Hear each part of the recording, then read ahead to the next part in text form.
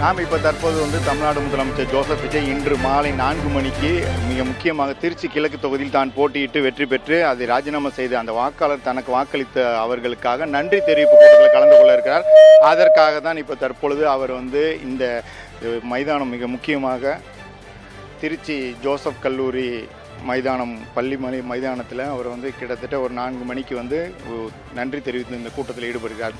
இதற்கு முன்னதாக திருச்சி விமான நிலையத்திற்கு தனி விமானம் மூலம் இன்று மாலை அவர் சென்னையிலிருந்து புறப்பட்டு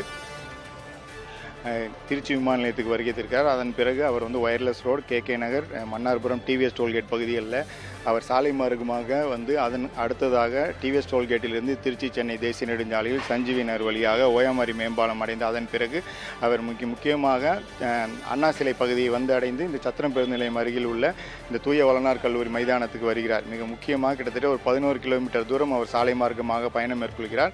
2 புறங்களிலும் பொதுமக்கள், தொண்டர்கள், கட்சி நிர்வாகிகள் அவர்கள் தங்களுடைய பதாகைகளை வைத்து தமிழ்நாடு முதலமைச்சர் ஜோசப் விஜய் வரவேற்று அதற்கான அனைத்து வரவேற்பு ஏற்பாடுகளும் செய்திருக்காங்க. பொதுமக்கள் நின்று தமிழ்நாடு முதலமைச்சரை பார்ப்பதற்கு தடுப்பு வேலிகள் அமைக்கப்பட்டிருக்கு. மிக முக்கியமாக காவல்துறையினர் 2500க்கும் மேற்பட்டோர் பாதுகாப்பு பணியில் ஈடுபட்டு வராங்க. நீங்கள் நின்று கொண்டிருக்கும் இந்த காட்சி ஒளிப்பதிவாளர் சசிகுமார் காண்பித்துக் கொண்டிருப்பது மிக முக்கியமாக ஒட்டுமொத்தமாக, அதாவது அதிக அளவில் கூட்டம் வரக்கூடாது என்பதற்காக தமிழக வெற்றி கழகத்தை சேர்ந்த பொதுச்செயலாளரும் அமைச்சருமான ஆனந்த் நேற்றே அறிவிப்பு வெளியிட்டிருந்தால் QR கோடுடன் உள்ள 5000 பேருக்கு மட்டுமே அனுமதி. அதற்காக உள்ளே அனுமதிக்கப்படக்கூடிய இடம்தான் இது. அதற்கான பாதுகாப்பு ஏற்பாடுகளையும் தடுப்பு வேலிகளையும் இப்போ தற்பொழுது அமைத்து கொண்டிருக்கும் காட்சிகளை பார்த்து கொண்டிருக்கிறோம். மிக முக்கியமாக திருச்சி சத்திரம் பேருந்து நிலையத்திற்கு எதிர்புறம் உள்ள இந்த கல்லூரி பள்ளி மைதானத்தில் அவர் மாலை 4 மணிக்கு பேச இருப்பதால் 12:30 மணிக்கு தான் இங்கே உள்ளே பொதுமக்கள் அனுமதிக்கப்படுவார்கள். அவர்களுக்கான அந்த QR கோடுடன் கூடிய அந்த அனுமதி சீட்டு வைத்திருப்பவர்களுக்கு மட்டுமே அனுமதி என்பதையும் ஏற்கனவே தமிழக வெற்றி கழகத்துடைய பொதுச்செயலாளர் தெரிவித்திருக்காங்க.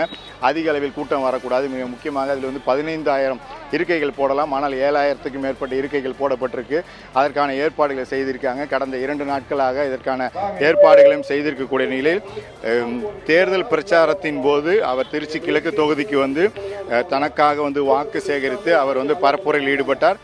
தற்பொழுது மீண்டும் தமிழ்நாட்டின் முதலமைச்சராக பொறுப்பேற்ற ஜோசப் விஜய் இன்று மாலை 4 மணிக்கு அவர் இங்கே நேரடியாக வாக்காளர்களுக்கு நன்றி தெரிவிக்கிறார். அதற்கு முன்னதாக அவர் சாலை மார்க்கமாக வரக்கூடிய பகுதிகளில் பொதுமக்களை அவர் காரில் இருந்தபடி அந்த வேன், அவருக்கான ஒரு வேன் என்பதும் ஏற்பாடு செய்யப்பட்டிருக்கு. அந்த வேனில் இருந்தபடி அவர்களுக்கு கையசைத்து கிட்டத்தட்ட ஒரு மணி நேரம் அங்கே திருச்சி விமான நிலையத்திற்கு மதியம் 1:45 மணியிலிருந்து 2 மணிக்குள் விடுவார். இங்கே வருவதற்கு 1 மணி நேரம் அவர்கள் அதற்கான நேரம் ஒதுக்கியிருக்காங்க.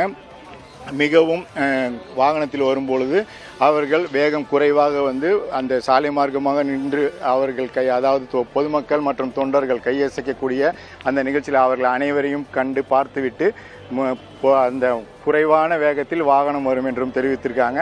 அதன் பிறகு 4 மணிக்கு அவருக்கு மிக முக்கியமாக நாம் இப்போ நின்று கொண்டிருக்கும் இந்த பகுதியிலிருந்து மைதானம் என்பது உள்ளே மிகப்பெரிய அளவில் இந்த அமைக்கப்பட்டிருக்கு. அந்த ஏற்பாடுகள் செய்யப்பட்ட அந்த கூட்ட அரங்கில் அவர் 4 மணிக்கு பேச இருக்கிறார்.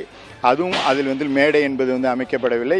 ஏற்கனவே தமிழக வெற்றி கழகம் தங்களுடைய அந்த தேர்தல் பரப்புரைக்கு அவருடைய தலைவர் விஜய்க்கு பயன்படுத்திய அந்த பேருந்து தான் இங்கேயும் கொண்டு வைத்திருக்கிறார்கள். அந்த பேருந்தின் மீது ஏறி நின்று அவர் தன்னுடைய இந்த நன்றி தெரிவிக்கக்கூடிய அந்த கூட்டத்தில் கலந்து கொண்டு பேச இருக்கிறார். தொடர்ந்து பாதுகாப்பு ஏற்பாடுகளுக்காக 2500க்கும் மேற்பட்ட காவல்துறையினர் பாதுகாப்பு பணியில் ஈடுபட்டிருக்காங்க.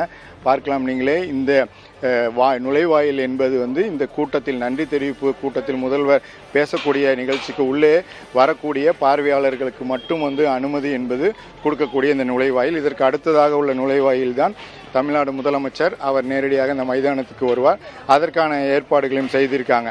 மீண்டும் இதே அந்த 11 கிலோமீட்டர் தூரம் இந்த தூய வளனார் கல்லூரி இந்த மைதானத்தில் இருந்து மீண்டும் திருச்சி விமான நிலையத்திற்கு அவர் சாலை மார்க்கமாக தான் வந்த வழியாக செல்கிறார். அந்த வழியாக அவர் வரக்கூடிய அனைத்து ஏற்பாடுகளையும் செய்திருக்காங்க. போக்குவரத்து மாற்றம் ஏனென்றால் நீங்கள் பார்க்கலாம், எதிர்புறம் உள்ள சத்திரம் பேருந்து நிலையம் பகுதி நகர பேருந்துகள் அனைத்தும் இங்கே வரக்கூடிய பகுதி. இந்த பகுதியில் வரக்கூடிய பேருந்துகள் மாற்றம் என்பது போக்குவரத்து மாற்றம் செய்யப்பட்டிருக்கு. பயணிகளுக்கு எந்தவித இடையூறும் இல்லாமல் அதற்காக முன்னறிவிப்பு நேற்றே திருச்சி மாநகர காவல்துறை கொடுத்திருக்காங்க. இந்த சாலையில் எப்பொழுதும் நகர பேருந்துகள் நிற்கும். தற்பொழுது இதில் வந்து தமிழ்நாடு முதலமைச்சர் மாலை 4 மணிக்கு கலந்து கொள்ளக்கூடிய இந்த நன்றி தெரிவிப்பு கூட்டம் நடைபெறுவதால் இதில் தடுப்பு வேலிகள் அமைக்கப்பட்டிருக்கு. இங்கே நிற்கக்கூடிய பேருந்துகள் மாற்று இடங்களில் நிறுத்தப்பட்டு பொதுமக்களுக்கும் அதாவது பயணிகளுக்கு எவ்வித இடையூறும் இல்லாமல் அதற்கான ஏற்பாடுகளும் செய்திருக்காங்க. ஒட்டுமொத்தமாக திருச்சிக்கு அதாவது கிட்டத்தட்ட அவர் வந்து தமிழ்நாடு முதலமைச்சராக பொறுப்பேற்று முதல் முறை என்பது அந்த பொது நிகழ்ச்சியில் கலந்து கொள்வதற்காக இன்று மாலை 4 மணிக்கு தூய வளனார் கல்லூரியோடைய இந்த மைதானத்தில் வந்து நின்று அவர் பேச இருக்கிறார். ஏனென்றால் ஏற்கனவே அவர் வந்து பொதுமக்கள் முன்னிலையில் அதாவது பதவியேற்பு விழாவில் மட்டுமே அவர் நேரடியாக நின்று கடைசியாக அவர் வந்து பதவியேற்பு விழாவின் போது பேசினார். தற்பொழுது மீண்டும் பொதுமக்கள் முன்னிலையில் அவர் வந்து மாலை 4 மணிக்கு மேல் பேச இருப்பதால் மிகவும் உற்சாகத்தோடு எல்லாரும் இப்போ வர துவங்கியிருக்காங்க. ஆனால் பொதுமக்களை வந்து தற்பொழுது யாரையும் உள்ளே அனுமதிக்க முடியாது என்று காவல்துறை தெரிவித்திருக்காங்க. 12:30 மணிக்கு மேல் அவர்கள் அனைவரும் அனுமதிக்கப்படுவார்கள். அதற்கான முறையான பாதுகாப்பு ஏற்பாடுகளையும் திருச்சி மாநகர காவல்துறையினர் செய்து வராங்க.